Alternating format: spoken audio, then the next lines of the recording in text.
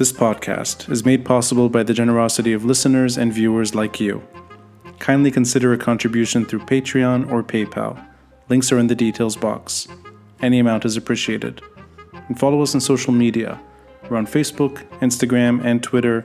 The handle, The Beirut Banyan. Rate and review us on Apple Podcasts. And to stay updated with video releases, subscribe to our YouTube channel. Thanks for listening, and thanks for watching. I'm Rani Shatar, and this is The Beirut Banyan.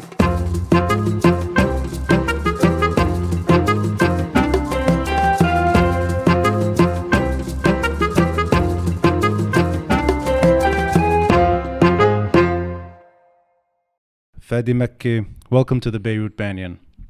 Thank you so much for inviting me.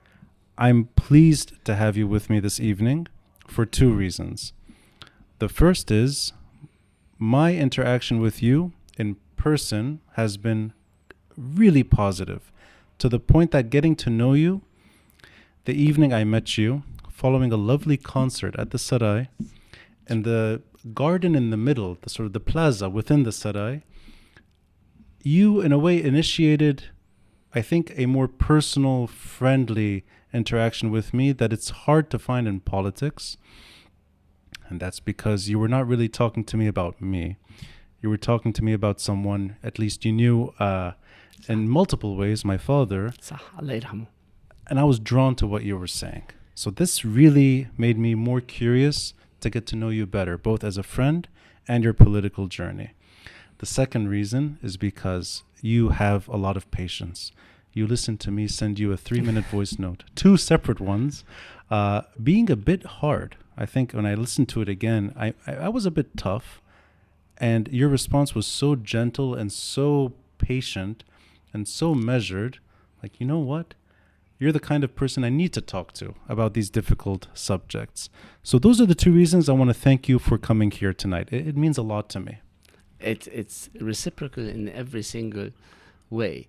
One, because it's you, and it's because of Muhammad Shattah Allah yarhamu, because he has been a friend and he has been such a big support for me during that awful year I spent à la disposition. So for me, Muhammad Shattah, I would see every day, go tick the box, spend a few minutes sometimes with him despite his busy time. So for me, seeing you and then just remembering Muhammad meant so much. The second thing, when you sent me that message, I listened to it and listened again, and I thought that, yeah, it was harsh, but it won't do just to send you a message back. So I offered that, are you free to speak now, right, so that we could just really talk about it, because this is the sort of things that I would like to entertain and talk more, to explain why I did act the way I did. You gave me almost 40 minutes of your time. Was it? Was it 40 minutes? And it went by fast, which means it was a good conversation. Yeah, it was. And I'm going to limit this episode to 2 talking points. And you can say as much as you'd like within both. But I'd like to start, actually, before we get into the subjects, a personal decision of why you wanted to be part of the moment in terms of politics. I know that you've participated in Lebanese affairs earlier, and you were already drawing back to 2005, and I think for the most part, the early 2000s, the way reform attempts were understood back then. I know you were at the Ministry of Economy as a director, and I know that you're very familiar when it comes to Lebanese affairs. 2 decades later, why you want to be in this type of position of power? So it's more the personal rather than the political. Partly, and I'm going to start with what you just mentioned. Although it's not the most important, but it was still lurking there. The fact that I thought I had done closure. When this was offered to me, it turned out I did not make closure. So I wanted to do proper closure, coming back to the public administration and just being back and leaving after doing what I wanted to do, leaving something behind. So that was part of why I decided to come back. So do proper closure. And sorry to interrupt, closure, is that meant to leave this time on a positive note rather than one that's complicated? I was forced to leave, right? And it was so sudden. It was so not proper. And therefore, it was just, I felt I needed to come back. So do a comeback for whatever reason. Not the most important reason, but it was still there. And it was a personal note to myself, going back and then doing what I wanted to do. So that was one, the personal note, not a vendetta, but just really being back. Yeah. And just a message, and a reconciliation with myself and with the past. I like that. I did not know that this was that much of a personal Of course. reconciliation as well. Of course, it was such a hard thing. You need, to hear your name on TV.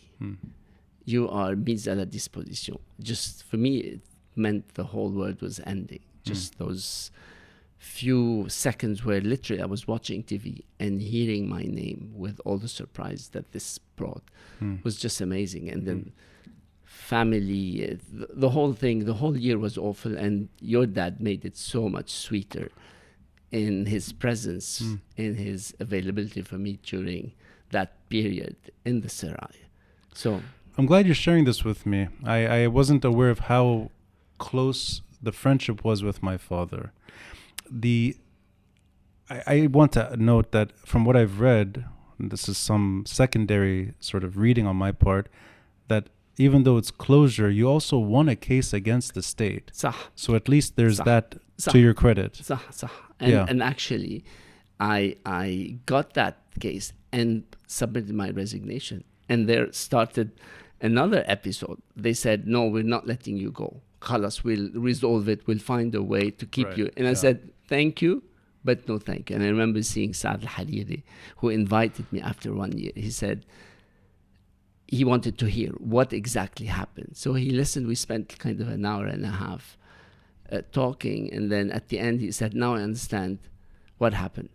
Give me a week or two to fix it. I said, thank you. It means so much for you to say this. But thank you, but no thank you. I just want to leave. So I'm interrupting a bit. I should let you talk more, but it's just it's something I know little about.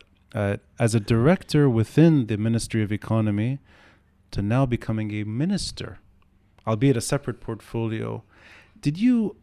I know names were being floated and multiple names were being tossed around the way they always are in Lebanese politics.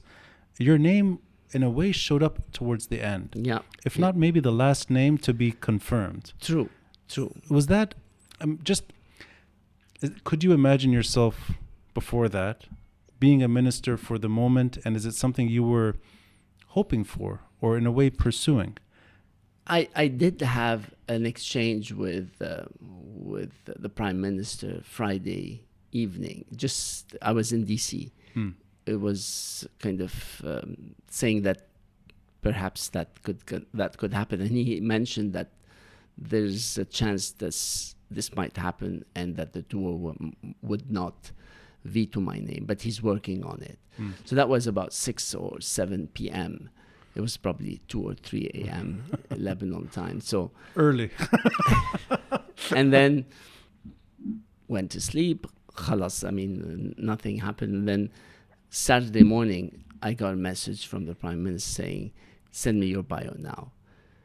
And it was 6:30, so I did come up with something, so I sent him that. And then my name started kind of floating, started hearing. It seems like the Shia al-Khamis is Fadi Makki. And then who was he? And people were asking, who was he? He was the Director General of the Ministry of Economy, and then moved on. But then it just was so quick. I did not have a chance to speak properly, neither with the Prime Minister nor the President. I had not met the President before, or anybody, not the duo, no one. So I remember at that time, I didn't know what to do. So my wife was there, and I woke up my son, telling him that something might happen, and wanted you to know actually that I might accept this. So I remember he said to me, "Why you did this? Why are you doing this?"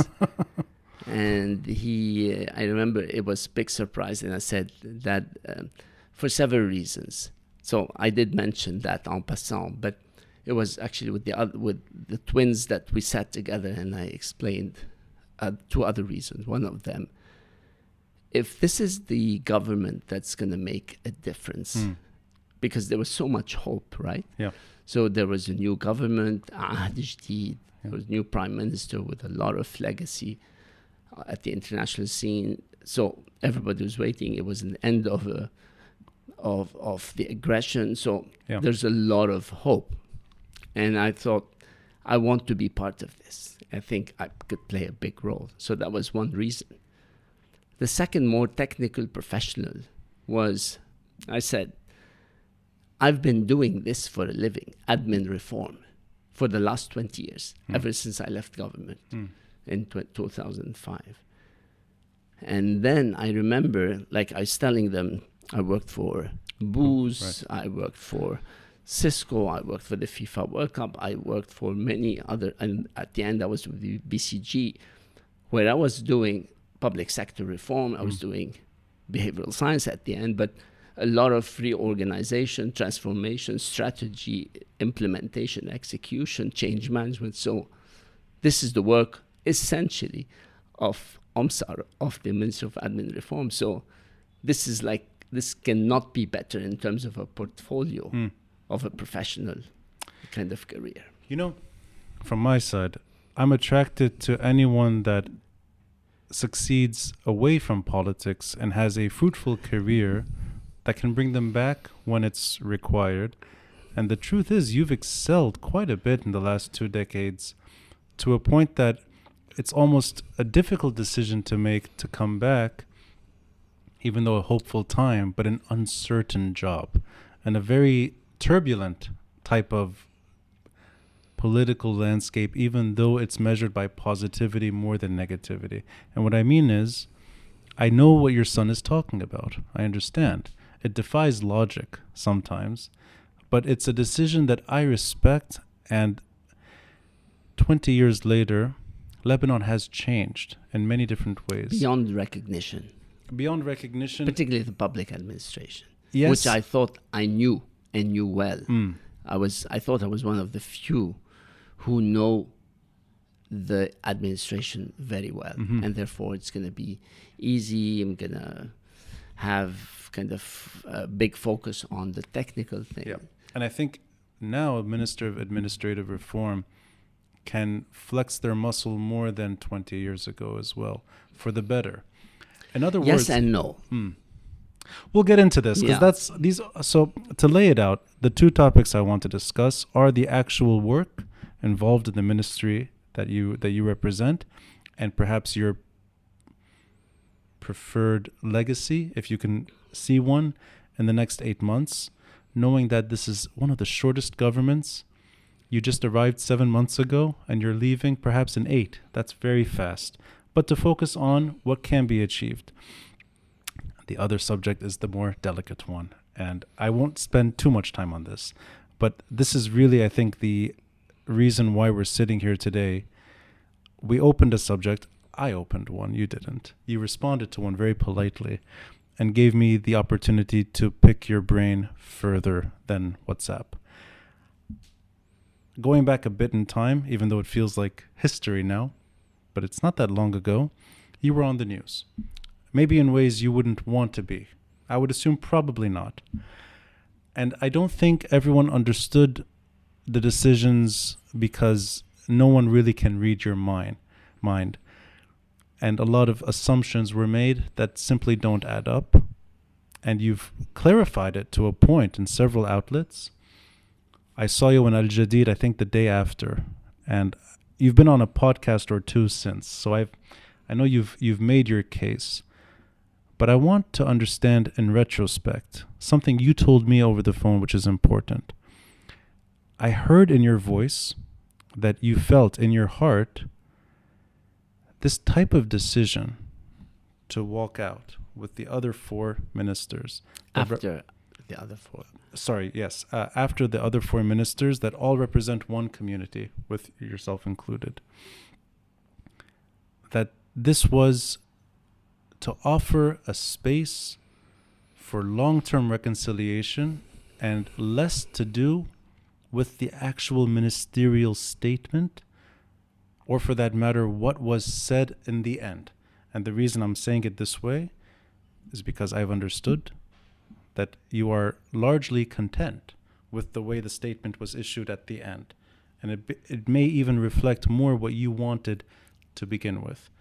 So I want to tackle this uncomfortable subject: long-term reconciliation, communitarianism, and why you felt it best to walk out after rather than sit through what would have been a standard ministerial session, but you'd be the last of a community in that room.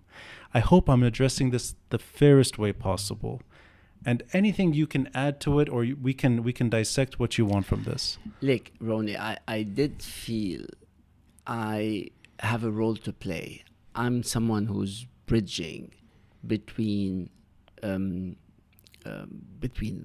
community and perhaps the other side, between government.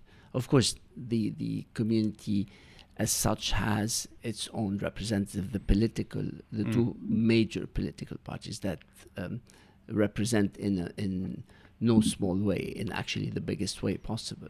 But still there's a role for someone like me, moderate, not affiliated, to play a role and pass on some of the messages that probably the others in the cabinet would not be able to pass on and be accepted. So I felt losing that role as not mediator, but kind of someone who could be speaking heart to heart with the community, understanding their problems, understanding their fears, and kind of saying that I stand with you. But at the same time, we need to start reasoning. We need to see who we're talking about. We're talking about the army. So that kind of dialogue kind of put outside the political tension. I could play an important role, passing on those messages, communicating, having a dialogue with the community that is hurt, that is sometimes not thinking with their own minds, but thinking with their own hearts. And therefore, it's important to not lose that role and then be able to still be there for them and then speak, communicate, and pass on messages. Is it because of the issue itself that disarmament for you, not necessarily for you only, but in that moment, the way you understood it, that is better understood within communitarianism rather than policy? And I'm asking it because there are plenty of issues, and I would assume economics, unfortunately, as well in this country, that end up being a little too sectarian, that prevent maybe some serious reform on a good day and a bad day. Yet disarmament took one community away from that session. Is that because you see them as tied together? Listen, framing is extremely important. We say context matters, right? So the moment I took the decision, there was high tension. There was so much kind of high emotions. And therefore, I felt taking a step back, and especially that there seemed to have been a deal with everybody that led to everybody welcoming. So and I thought if I could play that role of not spoiling this for everybody, why not? Given how important the decision is, and given that the big decision to ask the army to come back with their own kind of plan was already taken, and I was there. Right. For what was actually the most important decision, which brought a lot of backlash to me personally in the community. So I felt that this is important for me to do, and then kind of walk out after explaining this is what I'm doing and this is why I'm walking out now, and kind of be able to play a role. So I'll just focus on two more areas in this subject. And if there's anything I'm missing, please tell me so that I sort of get it right. This type of role that you're describing, that you see yourself as capable of playing, to me sounds more like a political leader in the in the waiting. And I don't know if that's correct? Not So not not that a type leadership. of No, it's actually being part of the community, because it's the masses that are mostly hurt. Those that don't understand what happened, perhaps don't understand the significance of where we're heading. Those who do not understand what the status quo means. So being able to dissect the status quo while with them and explaining, listen, this is what it means. The daily attacks, the aggression, living a new Nakba. For me, it's so powerful. I mean, the Palestinians, their Nakba, they walked out thinking that sanarja'u yawman, and they still haven't been back since. So I did not want my community in those 30 to 50 villages not to be able to be back in their places. So therefore, it was very important just to reason and explain why we need to stand with the army, why the army is our best hope at this stage. Is that as a minister, or is that more, in other words... Both, actually, as a community member, but also maybe as a cabinet member that is able to maybe reframe the discussion. Because all of a sudden, when you reframe the discussion from one of a provision within the paper that Ambassador Barak brought, from one where we're talking about the ministerial declaration, where some of the wording comes across as more or less the same. Why not focus on the ministerial declaration and execute as per that declaration, as opposed to the provision of the Barak paper? So really framing matters and extremely important, and we are humans, and we could react one way or another depending on how options are framed to us, and that's bringing the behavioral science perspective. But in the last 2 weeks or so, do you feel that has paid off? That you've been able to begin that kind of complicated task, which is, you said it already, it is emotional, and perhaps more emotional than anything else. So do you feel that this is something you're doing? I am doing in my chapeau as minister, in my dialogues, in my conversation with people, now that I have partly their trust. I mean, the fact that I'm showing, I'm understanding, fully understand, but maybe that gives me credit to be able to speak to them heart to heart. That's what I'm saying. I felt extremely important and did not want to lose that role. I appreciate I'm better seeing it from your side as a result of you saying these very carefully thought through decisions. Just the last point, as somebody like me, let's say, or maybe others that maybe were a bit too hard on you, I'm sure you got more than you wanted in terms of people negative publicity, and maybe people inviting themselves to give opinions when you never asked necessarily. So in a way, we're butting into your life.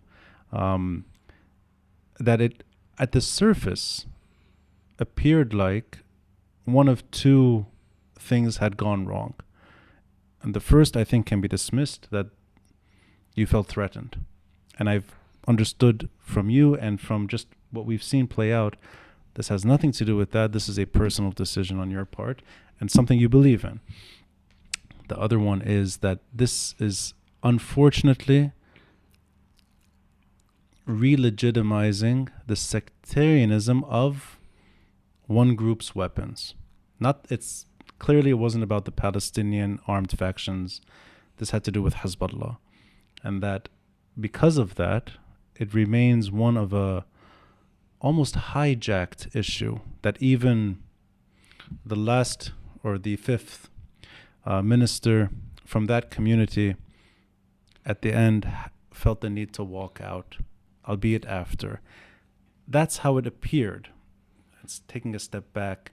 It looked like Hezbollah's winning the psychological battle, winning the sectarian battle at a time of, in a way, more or less all ministers on the same page in terms of sub-state weapons should be a thing of the past.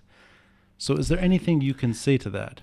Yeah, I do think that using a rhetoric of winning and losing is not helpful at all. And that's why I tried to stay away.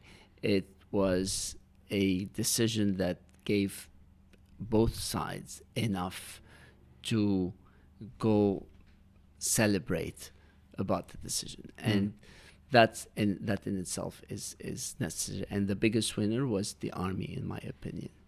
And kind of the community that kind of was able to feel not let down, and the government that did not kind of back off. I think it for a moment stole a bit of what you should be better known for, which is administrative reform. And I know things move quickly. A lot of people, I think, have already moved on from that whole session. And the fact is the cabinet endorsed what has now become a monthly progress report and a time frame for disarmament. The success and failure, I think, has less to do now with who walks out and who stays in. It seems like it's a de facto decision. I hope in retrospect you're able to play that role the way you see fit, and I hope you're able to in the next 8 months, because that's a difficult role to play. And I think it offers you a different role to play later should you seek to stay in politics post 2026, which allows me to get into your job. Now, administrative reform, to me, the last time I think in history, and I saw you quoted somewhere on this, it could be Lorient Le Jour. I think it's Lorient Le Jour, a month or two ago. You were speaking my kind of language. You're saying, do not dismiss the state, to in effect, don't be hard on the state, don't hate the state, don't throw it away. The state needs reform. And the last time the state experienced serious reform is the era I admire the most, the Fouad Chehab years. And it's this kind 65 years ago. 65 years. And the way you framed it is exactly how somebody can take reform away from radical measures into something that's policy-based, and I like that. It's not hating on Lebanon, rather it's actually celebrating what we can do when things are moving in a better direction, and let's jump into it. Your work since you entered power, your baby, so to speak, if we can call it that, your pet projects, and what you'd like to accomplish in this limited time frame. Just let me pause and then talk about the fact that this is really significant in no simple way. 65 years was the time passed since we did the comprehensive organization of our public administration, of the regulatory bodies that we still see today. Since then, laws became so not in touch with reality. Old structures, human resources kind of left, and then we're unable to attract new one. Digital transformation in primitive form in many ways.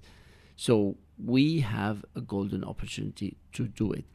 And I always say that we lost 70 to 80% of our human power in government, which means the transformation is not going to be as painful as it would be otherwise. Ah, So a lot of countries that have gone to Argentina, Turkey, Greece, and so on, had to shed so many jobs. right. This, in our case, has already happened. The That's attrition has An already happened. unintended So, yes, and benefit. therefore, it's extremely important not to start filling the 80% vacancies without proper restructuring based on the new trends, based on the new functions needed, based on best practices. So this is what, based on digital transformation, based on quite a lot of modernization effort. And therefore, this is significant effort. So we want to do it in a comprehensive way. So this is what I'm working on, Reinventing Government 2030. It's an initiative that would be put on track before we finish. So it's a 5-year project.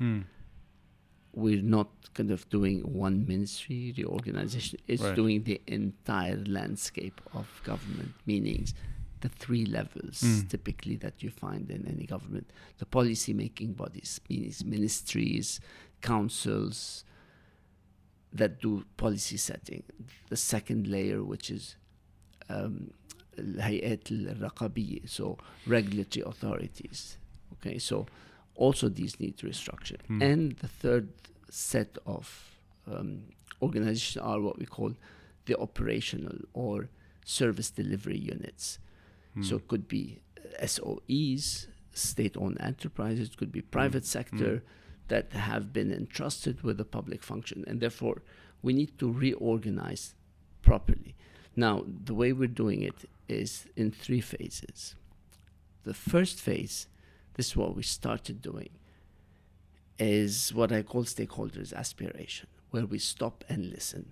And we've been listening to so many people in roundtable format, in town hall meetings, in one-on-one, asking people, groups, parties, religious leaders, presidents, private sector, NGOs, experts, academia, youth, asking them, what do you want from this public administration?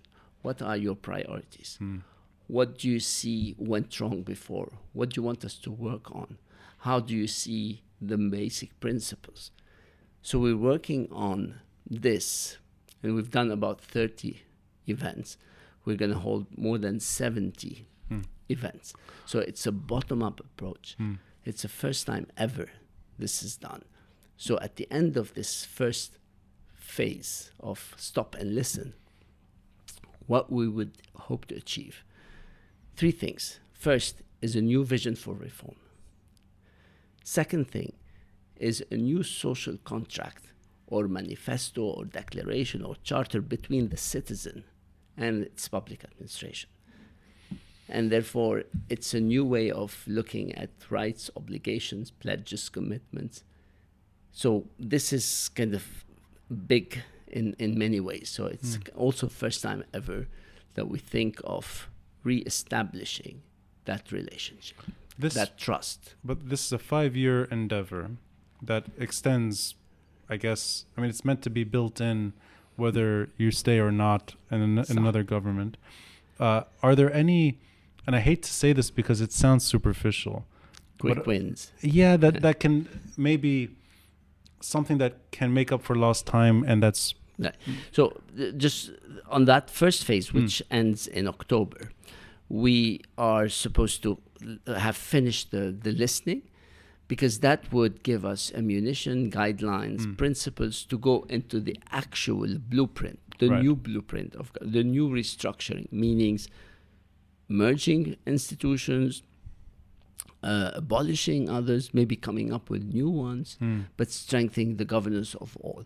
So that listening exercise will allow us to go with proper evidence, because we'll be doing also benchmarking. We'll be looking at who looks like us, who's done transformation, who do we want to look like in this new phase of the public administration. And that is what we're putting as the new blueprint, which should be done by the end of the year. And that would give us this new landscape of the public administration, how it should look like in terms of organization and governance, in terms of manpower, and in terms of systems and services. So we're reorganizing at those three levels. Execution is what will take. But we have guiding principles for this. So we're not going to wait until everything is ready. We're going to do what we call an early harvest. So whatever is ready, we're going to start with its implementation. And actually, there's going to be decentralized implementation together with the ministries. There's no way we could turn OMSAR into an army of consultants who would go and then execute. You need to bring ownership. You need to bring people with you, the civil servants who are staying, who you're going to invest in their reskilling, in mapping them to the new function. And then you look at their new salary scale. Imagining that there are some quick wins that could emerge post final discussions and the first stage. Is there anything that you'd like to see done soon? So first, would like to see this new social contract done. Okay. So that tells people what they've been talking about, how we've put it together into a set of principles, a charter that organize their relationship with their public administration. The second thing that we want to see is an approval of this new strategy, this new roadmap for reorganizing the administration. And that approval is cabinet? It has to happen at the cabinet so that we have full ownership. But there's a lot of legislation, there's a lot of changes that need to happen. Right. Means also we're engaging Parliament already. Now the difficulty is that we're engaging them in an electoral year. Very soon they will start switching off from work and start switching on to other types of work. Other type of. So this is really, it's at this moment, the quick win would be in itself setting the state. Yeah. Having a clear roadmap of where we're heading and having approval, buy-in, ownership by the key stakeholders. That's why it's something that goes beyond our government. That's what we need to do for the administration. The administration almost collapsed. Yeah. It's near collapsed. 5 years ago, that's when the collapse started.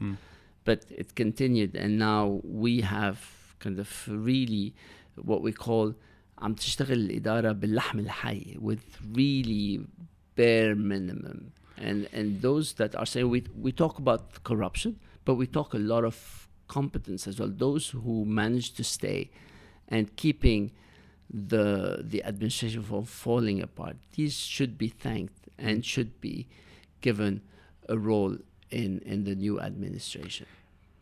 Assuming that this is achievable and it's within a time frame that keeps you also in the picture, we still have 8 months. I think the social contract and a bit more can be done. What type of friction do you imagine in terms of what we've been doing the last 65 years and what you'd like to change? Do you see built-in friction coming from within ministries? Is there a government reluctance to... And I know it's a strange question to ask, but I'm trying to think what could go wrong. A lot can go wrong if you do not build in a proper change management plan. Then chances are it's going to be part of the 85% of strategies that fail anyway. Yeah. All right. So even in the corporate world, in public sector, all over the world, 85% of strategies do fail.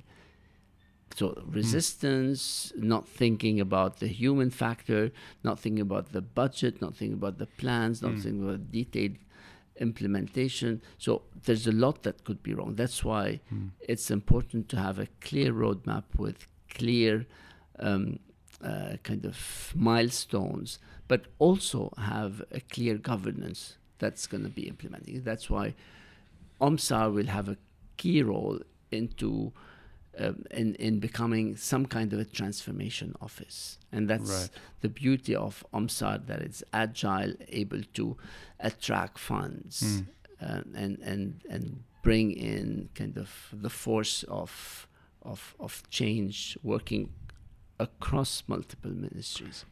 And one last question.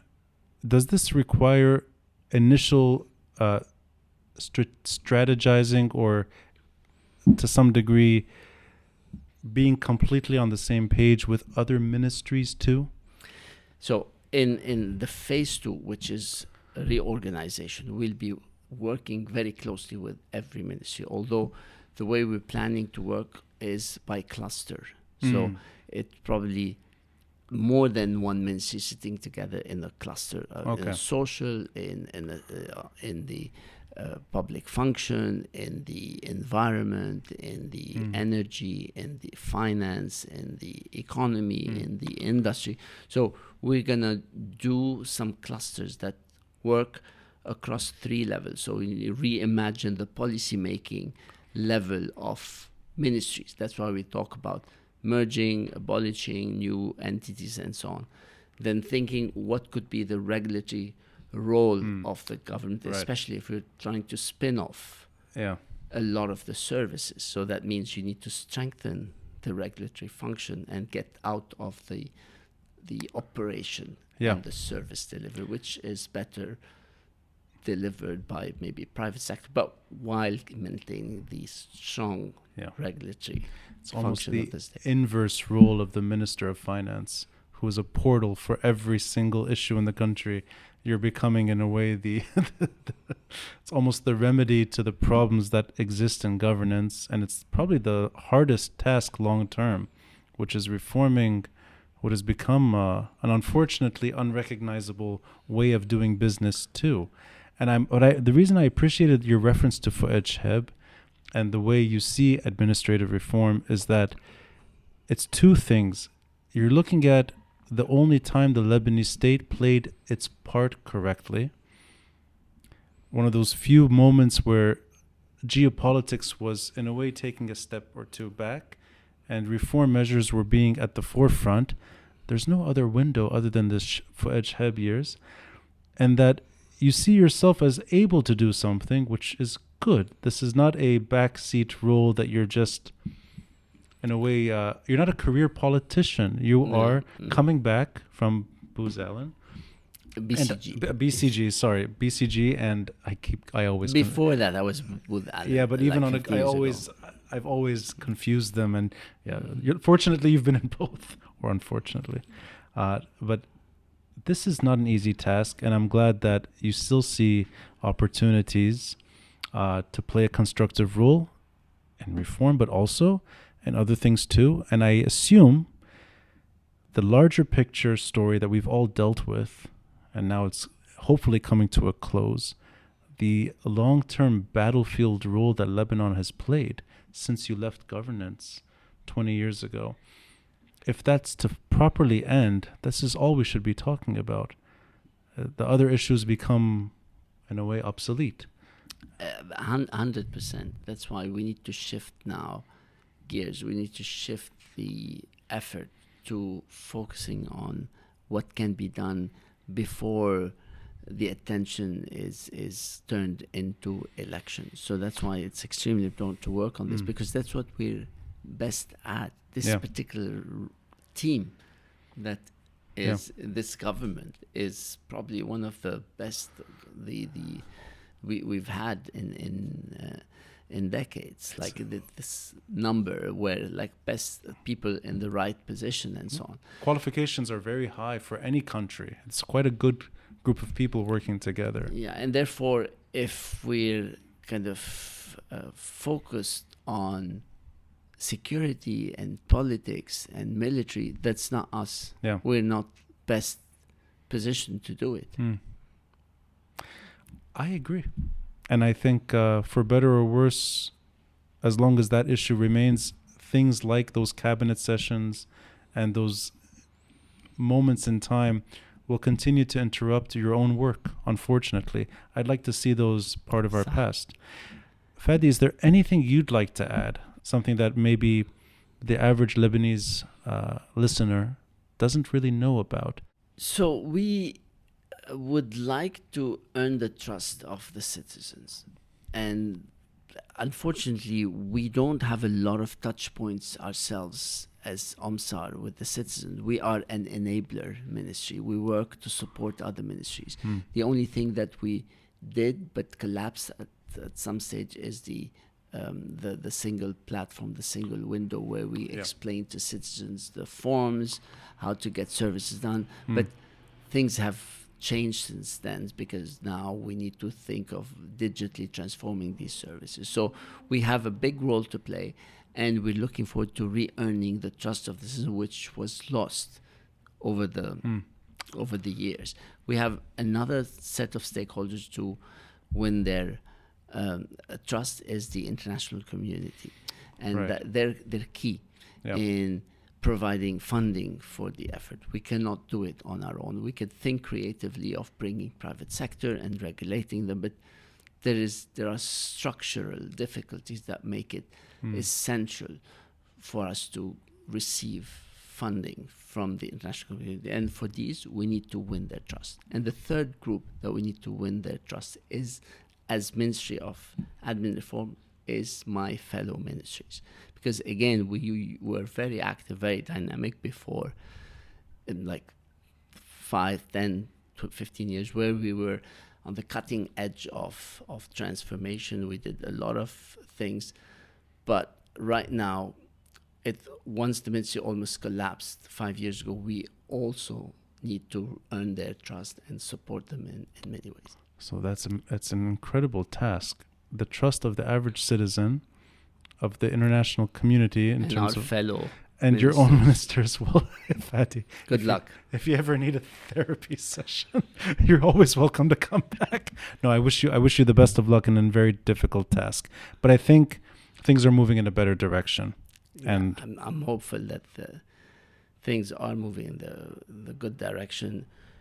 We need to be able to stand united in front of what's happening in the south of Lebanon, with the aggression of Israel that are going far too far. So that is extremely worrisome for me, and I need to worry. I need to think myself and the government what can be done to stand firm, to use diplomacy and kind of prevail.